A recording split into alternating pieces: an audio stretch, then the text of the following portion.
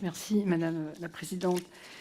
Cher docteur, moi je voulais d'abord vraiment dire à quel point ça fait effectivement plus de 20 ans que vous vous battez sur le terrain et rendre hommage à votre combativité, à votre persévérance, parce que c'est un sujet qui m'intéresse depuis le début du quinquennat, mais au-delà de ce quinquennat, j'ai le sentiment que vous devez inlassablement répéter tout le temps la même chose.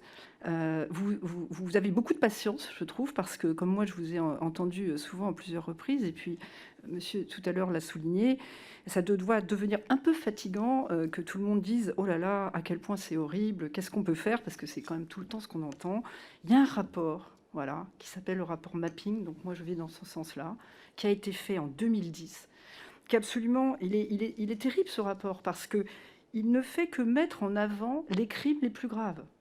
C'est-à-dire que c'est même pas tous les crimes, parce que c'est depuis 1996, c'est juste impossible. Donc c'est que les crimes les plus graves. Et alors quand on regarde les crimes les plus graves, bon voilà, c'est absolument monstrueux. Vous avez dit crimes de guerre, ça c'est attesté, crimes contre l'humanité et éventuellement constitutifs de génocide. Donc, et vous ne cessez de le dire, de le demander, etc. Ce rapport a demandé une enquête pour essayer de documenter encore plus ce qui est déjà fait de manière objective. Et effectivement, tribunal, juridiction internationale, tout ce qu'on veut pour une seule chose, c'est qu'on peut, et vous le faites sur le terrain, on peut parler d'accès à l'éducation, on peut parler de prévention, tout ça, mais si on ne fait pas cesser l'impunité, si les auteurs et les responsables ne sont pas punis, de toute façon, tout le reste ne sert à rien. Parce que là, ce sont des millions, il y a quand même des millions de gens qui sont concernés depuis 1996, des centaines de milliers, c'est pas 2 ou 3 personnes. Donc s'il n'y a pas de jugement, s'il n'y a pas de sanction, il ne se passera jamais rien. Donc moi je dois dire ici que nous avons écrit avec plusieurs députés, nous avons écrit 2 fois au président de la République.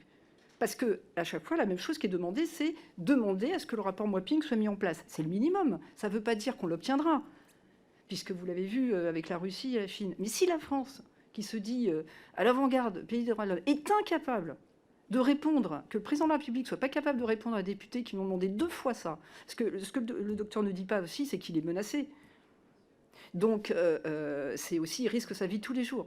Et là, il nous explique très, j'allais dire patiemment, voilà ce qu'il faudrait faire, etc., ce qu'on ne fait pas. Et la deuxième chose qu'il a mis aussi un peu en avant, c'est pour des raisons géopolitiques et géostratégiques. C'est vrai que pourquoi le docteur est menacé? Parce que lorsqu'il dit les choses, lorsqu'il met des noms sur les choses, à un moment donné, il y a des auteurs. Et les auteurs, effectivement, ils sont souvent... pas en République, évidemment, du Congo, ils sont aussi à l'étranger. À l'étranger, ça veut dire, excusez-moi de mettre les pieds dans le plat, le Rwanda. On a décidé d'avoir une relation privilégiée avec le Rwanda. Et donc, on ne fait rien, parce que faire quelque chose qui mettrait des mots sur... on opposerait des victimes à d'autres victimes, parce que vous savez, il y a eu évidemment aussi des actions sur les Hutus qui étaient en RDC. Donc, on a le sentiment qu'on réduirait la reconnaissance du génocide Tutsi, des choses comme ça. C'est toutes ces choses-là qui font qu'on n'avance pas.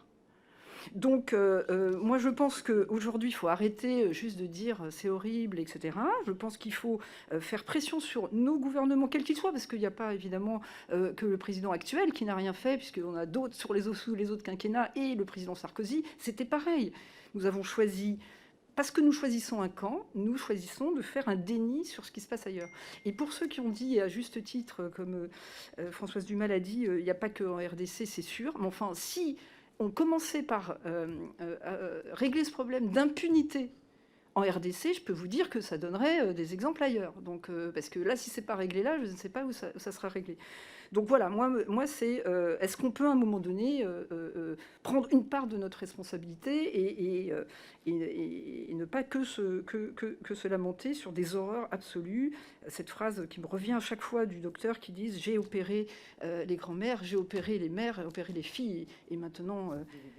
voilà, on sait de quelques jours, de 20 jours, autres. Bon bref, donc c'est horrible, on le sait.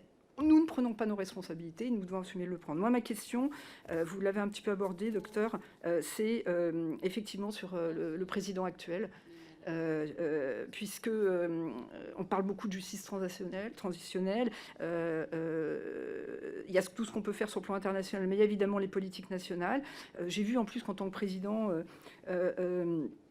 de l'UOA, on lui avait demandé de promouvoir la justice transitionnelle en Afrique. Je trouve ça absolument hallucinant qu'on demande à quelqu'un qui ne donne pas l'exemple dans son pays d'être celui qui fait la promotion à l'extérieur. Donc on est toujours dans les grands principes qui n'atterrissent pas dans la réalité.